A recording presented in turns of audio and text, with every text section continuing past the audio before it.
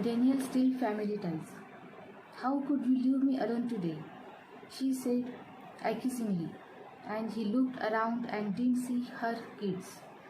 Where are Jessica and Justin? He asked, looking baffled. I sent them to the movies with Mrs. Patchko. I wanted to be alone with you when you came. I brought some little presents for them, he said, setting the gift wrapped boxes down on the table. And I didn't leave you alone, Patty. You were with your kids, and I was with my family. I couldn't just talk out, I couldn't just walk out on them. He sounded calm and reasonable, but her hysteria and demands on him concerned him. It was too soon in the relationship for her to expect so much. So you walked out on me instead, she said softly. I didn't walk out on you, he corrected firmly. And we have only been dating for 4 weeks. I am in love with you, Ted.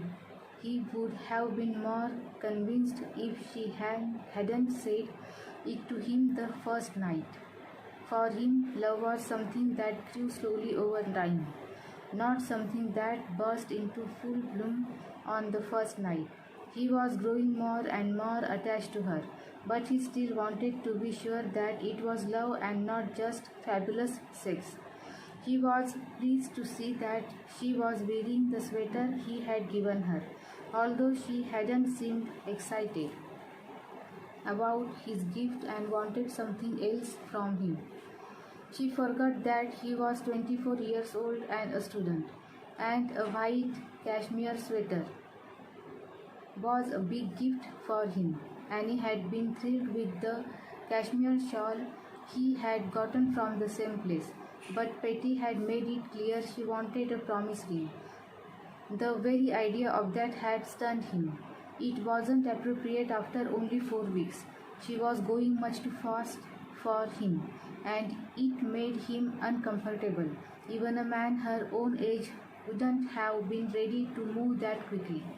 As he looked at her tenderly, she handed him his gift, and as he took off the wrapping, he was ill at ease to see that it was some kid of jewelry box.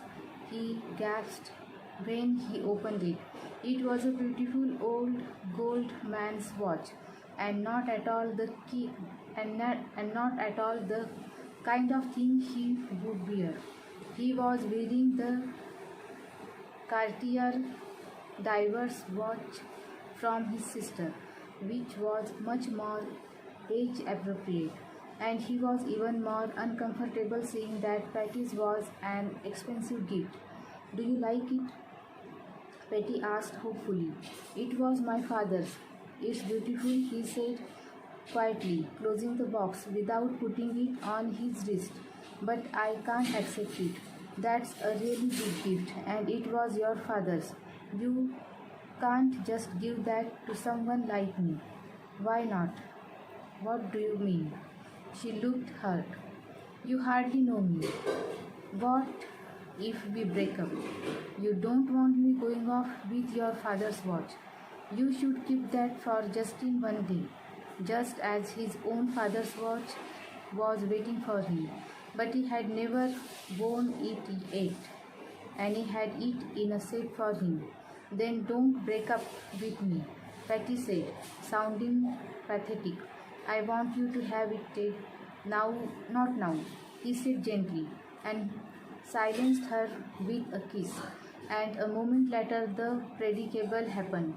Their clothes were in a heap on the floor, and the tensions of the past 2 days had found release. Their passion overwhelmed them both, and they lay breathless, first on the couch, and then in her bed, clinging to each other insatiably. He couldn't get enough of her, and she seemed desperate in the way she made love to him, as though she wanted to swallow him whole and become a part of him. It was 10 o'clock when Mrs. Pacheco called her and asked if she could bring the children home. She wanted to go to bed. They had totally forgotten the time, and Ted still hadn't left. They dressed hurriedly, and a few minutes later, Jessica and Justin rang the bell, and Ted gave them their gifts as soon as they walked in. They loved the games, and Patty looked happy and relaxed again. The past few hours and convinced her that Ted was still addicted to her. She had been terrified that she had lost him and had made him miserable as a result, punishing him for going home.